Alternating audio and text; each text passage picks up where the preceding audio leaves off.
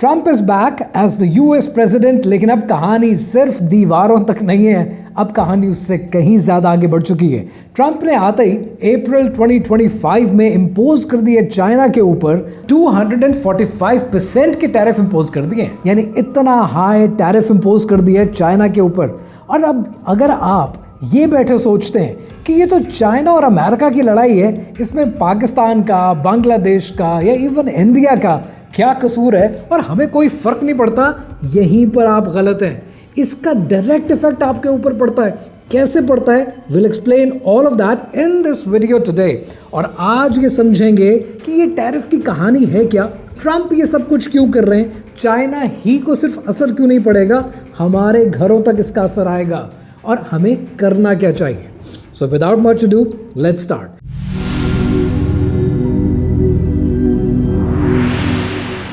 सबसे पहली चीज तो ये देखें कि ट्रंप ने आते ही 245% के टैरिफ इंपोज कर दिए हैं। इंडिया के ऊपर तकरीबन 26% का, पाकिस्तान के ऊपर 39% का। पाकिस्तान को इससे फर्क क्या पड़ता है? पाकिस्तान की एक्सपोर्ट्स को $800 मिलियन का इंपैक्ट आएगा, इससे ज़्यादा नहीं आएगा, बिकॉज हमारी तमाम एक्सपोर्ट्स जो यूएस जाती हैं उनका वॉल्यूम यूएस की इंपोर्ट का $1 बिलियन नहीं बनता। तो हमारा तो इतना लेन देन है नहीं। हमारा ईयू सामान बहुत ज़्यादा जाता है, हमारा सामान यूके बहुत ज़्यादा जाता है, हमारा इतना सामान अमेरिका जाता नहीं है। But certainly we would be impacted as well. लेकिन जब आप ये सोचते हैं कि आप अपना कारोबार कर रहे हैं, आप अपनी दुकान चला रहे हैं, आप अपनी होलसेल चला रहे हैं और आप खुश रहेंगे, सेटिस्फाइड रहेंगे, क्योंकि आपका जो कंपेटिटर है वो आपका कंपेटिटर सिर्फ आपके कज़न है या आपके चाचे का बेटा है या आपकी फूफो का पुत्र है, सिर्फ ये काफ़ी नहीं है, आपके कंपेटिटर का लैंडस्केप बदलने वाला है। And that is what exactly is happening. अब यहाँ पर समझना ये ज़रूरी है कि ट्रंप ने ये सब कुछ एकदम से क्यों किया। उसके दो रीजंस हैं। पहला रीज़न अभी समझा रहा हूँ और दूसरा रीज़न वीडियो के आखिर में समझाऊंगा।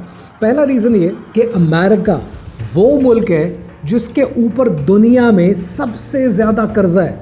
अमेरिका के ऊपर पता कितना कर्जा है? $34 ट्रिलियन। आपने सही सुना है, मैंने बिलियंस नहीं कहा, मैंने मिलियंस नहीं कहा, मैंने ट्रिलियन कहा है।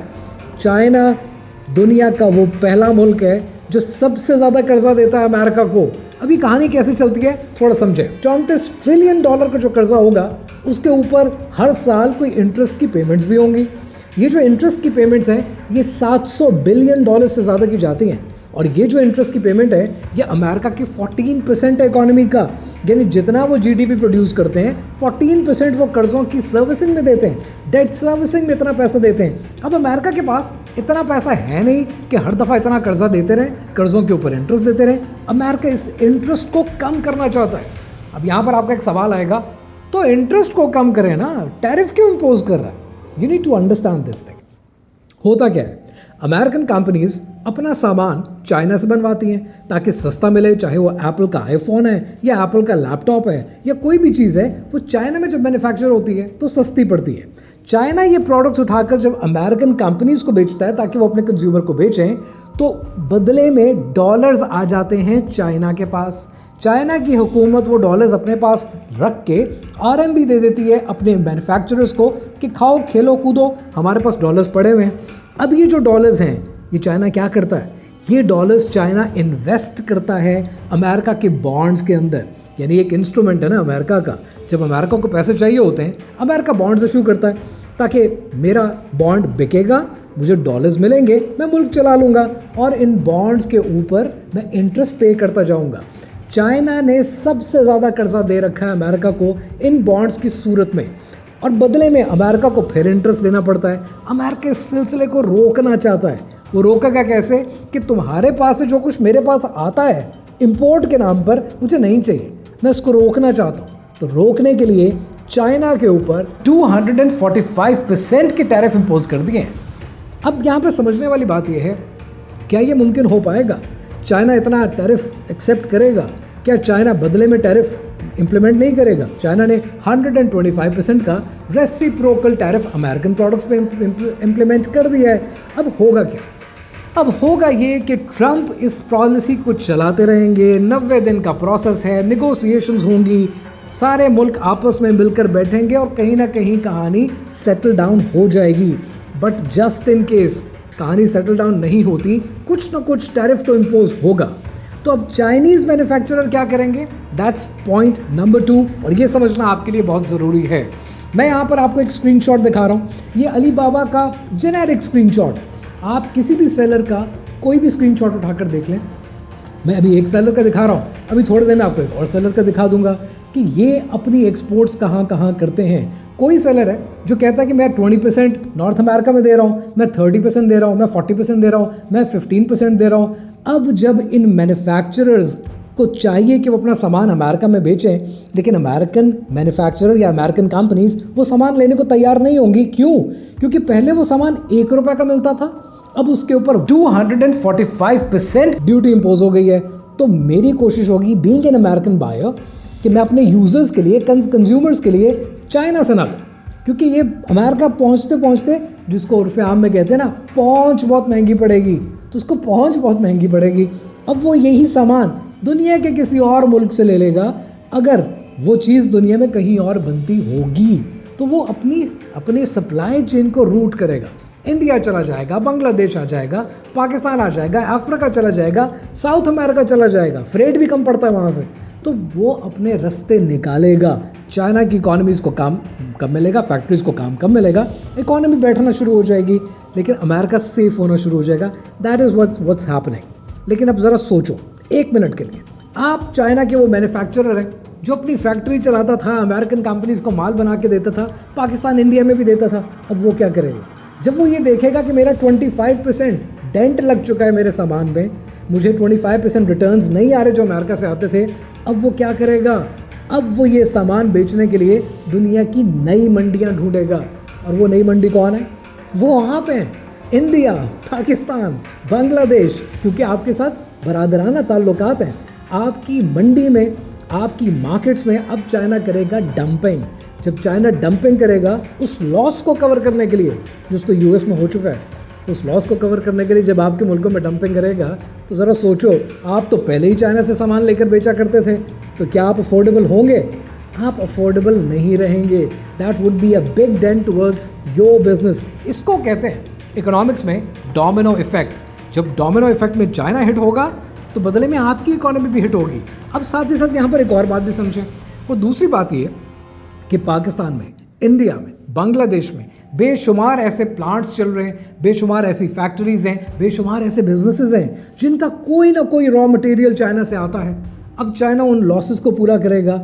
वो लॉसेस कैसे पूरे किए जाएंगे? आपकी प्राइसेस को इंक्रीज करके, बिकॉज लॉस तो हुआ ना। जो एक ग्रीडी मैन्युफैक्चरर कहीं बैठा है, उसने अपना नुकसान तो पूरा करना है ना, तो वो नुकसान आपसे पूरा किया जाएगा। बदले में आपको प्राइसेस बढ़ानी पड़ेंगी। जब आप अपनी प्राइसेस बढ़ाएंगे और पूरी दुनिया में एक recession is just on the corner और आपका जो कंज्यूमर है उसकी अफोर्डेबिलिटी नहीं होगी, तो वो अपनी बाइंग कम कर देगा, आपके लॉसेस बढ़ना शुरू हो जाएंगे। तो अगर आपको ये लगता है कि आप यहाँ बैठकर कहेंगे कि 2 हाथियों की लड़ाई होगी, आपको कुछ नहीं होगा। हमेशा 2 हाथियों की लड़ाई में नुकसान घास का होता है। बदकिस्मती से आप, मैं, हम सब जो इन 3 मुल्कों में बैठे हुए हैं, हम घास हैं और हमारा काम है ये नुकसानात बर्दाश्त करना। अब बात करते हैं कि साउथ एशिया के हमारे इन बिजनेसमैन को करना क्या चाहिए, इन बिजनेसमैन को, इन बिजनेस वुमेन को करना क्या चाहिए। पहले इस सिनेरियो को थोड़ा सा समझें कि ट्रंप ने ये सब कुछ किया क्यों। You need to understand. सिर्फ इसलिए नहीं कि अमेरिका के अंदर टैक्सेस, जो इंटरेस्ट पेमेंट्स हैं वो बहुत ज़्यादा हो चुकी हैं, सिर्फ अमेरिका की इंटरेस्ट पेमेंट्स के लिए नहीं, बट मेरा ख्याल, and I could be wrong है, बट मेरा ख्याल है, ज़ाती ओपिनियन है, वो ओपिनियन ये है कि जब बहुत सारे कारोबारी अफराद इकट्ठे हो जाते हैं, वहाँ पर बहुत सारी ऐसी डील्स होती हैं कि जिनको आपको पता भी नहीं होता। हम बहुत छोटे हैं उस मामले में। आपको एक छोटी सी मिसाल देता हूँ कि ट्रंप ने जब ये पॉलिसी अनाउंस की तो वो खबर आई, मार्केट क्रैश कर गई। अगले दिन खबर आई, पॉलिसी होल्ड कर ली, मार्केट चढ़ पड़ी। लेकिन मार्केट चढ़ने से कुछ देर पहले किसी को पता था कि मार्केट चढ़ने वाली है, किसी को पता था ये खबर आने वाली है, किसी को पता था कि उस दिन की कॉल ऑप्शंस खरीद के रख लेनी चाहिए, और उसी लम्हे कॉल ऑप्शंस खरीदी गई और बिलियंस ऑफ डॉलर्स बने।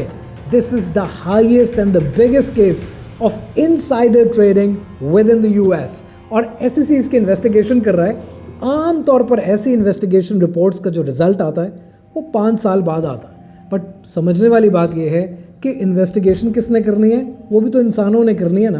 तो ये मार्केट की वाइपिंग आउट में कितना पैसा बना है, 1.5 ट्रिलियन डॉलर्स इधर उधर हुआ है। तो जब इतना पैसा इन्वॉल्व होता है तो रिपोर्ट्स भी कुछ और ही बनती हैं। So not trying to blame anyone, ना मैं ये कह रहा हूँ कि इसने किया या इसने किया है, बट यहाँ पर एक चीज़ समझो कि जब एक गीगा फैक्ट्री तैयार होती है एलॉन मस्क की चाइना के अंदर, और उस गीगा फैक्ट्री का काम है चाइना में गाड़ी नहीं बेचनी, बाकी दुनिया में बेचनी है। Why would he support a policy like that? And if he's supporting a policy like this, then there is some interest somewhere। और हमें ही लगता है कि ये सब कुछ हो रहा है किसी एक को बचाने के लिए, किसी मुल्क की इकोनॉमी को चलाने के लिए। We are living in a fool's paradise. दुनिया इतनी सिंपल नहीं है जितनी हम समझते हैं। आपको एक आवाज़ लगाई जाती है कि डॉज कॉइन चलने वाला है और सब लोग पागलों की तरह एक कॉइन के पीछे पड़ जाते हैं, बट लेकिन कोई है जो उसमें से पैसे कमा कर निकल जाता है। आप सबको लगता है कि ट्विटर ख़रीदा जाएगा तो ज़बरदस्त हो जाएगा, बट फिर पता चलता है कि नहीं, ये तो टेस्ला के शेयर्स देकर ख़रीदा गया है। सो टेस्ला के शेयर्स ऑलरेडी ओवर हाइप्ड हैं। I am not saying over priced, I am saying over hyped हैं। सो जब ये कारोबार इस तरीके से किया जाता है ना, तो बहुत सारे सवाल इकट्ठे हो जाते हैं, बहुत सारे सवाल खड़े हो जाते हैं। इसीलिए मैं बार बार कहता हूँ कि किसी एक पर्सनालिटी को बुत बनाकर आसमान पर बिठाकर उसकी परस्तिश ना शुरू कर दिया करें। यू डू नॉट नो, क्या पता आप जिसकी इतनी तारीफ़ें कर रहे हैं कि ये दुनिया का अमीर तरीन आदमी है, वही आपको बेवकूफ़ बना रहा हो, वही आपको मैनिपुलेट कर रहा हो, और वही दुनिया की इकॉनमी को उतार चढ़ाव से गुजार रहा हो। मैं नहीं कह रहा कि वो कर रहे हैं, मैं सिर्फ ये कह रहा हूँ कि आपको आँख नाक कान खोल के रखने चाहिए, ताकि अगर आप कारोबार कर रहे हैं आपको पता हो कि दुनिया किस तरीके से चलती है। सो सवाल ये था कि साउथ एशिया के उन एंटरप्रेन्योर्स को क्या करना चाहिए। नंबर 1, सबसे पहले ये देखें कि चाइना से आपके बिजनेस का कौन सा पार्ट आ रहा है, कौन सी सप्लाईज हैं जो आ रही हैं, कौन सा रॉ मटेरियल है जो आ रहा है। Try avoiding it, that's the first one. Secondly, कोशिश करें कि अगर लोकल सप्लाई से आपका काम चल सकता है तो चलाएं। But if I were you, what I would do, and I have already started doing it for my business, मैंने रेट्स लॉक करने शुरू कर दिए हैं अपने चाइनीज़ मैन्युफैक्चरर सप्लायर्स के साथ कि मेरी प्रोडक्ट्स के लिए जो सप्लाईज आ रही हैं, you need to finalise the rate, और ये रेट इतने अरसे तक चेंज नहीं होगा। अगर आप ये स्टेप ले जाते हैं उससे आपको क्या फ़ायदा होगा, आपके रेट्स लॉक हो जाएंगे, चाइना चाहकर भी उनसे आगे पीछे नहीं होगा, आपकी प्राइसेस बरकरार रहेंगी। रिसेशन आने वाला है, I am preparing you for that. उस रिसेशन से पहले अपने बिजनेस को रिसेशन प्रूफ करना आपका काम है। रही बात अमेरिका की इन पॉलिसीज़ के हवाले से कि दुनिया जहान में बैलेंस ऑफ पेमेंट्स के इश्यूज चलते हैं, जिसकी वजह से कस्टम ड्यूटीज़ लगाई जाती हैं, और उन कस्टम ड्यूटीज़ का मकसद वो पैसा जो आपके मुल्क से जा चुका उसको वापस लाने का तरीका होता है। ये पॉलिसीज़ चलती हैं, कस्टम ड्यूटीज़ लगती हैं, there is nothing hard and fast with that. But ये ज़रूर ज़हन में रखें कि जहाँ पर आपके पास बारगेनिंग पावर अच्छी होती है वो बच जाता है, जिसके पास बारगेनिंग पावर अच्छी नहीं होगी वो नहीं बच सकता। पाकिस्तान के पास बारगेनिंग पावर नहीं है, हमें $800 मिलियन का लॉस बर्दाश्त करना पड़ेगा।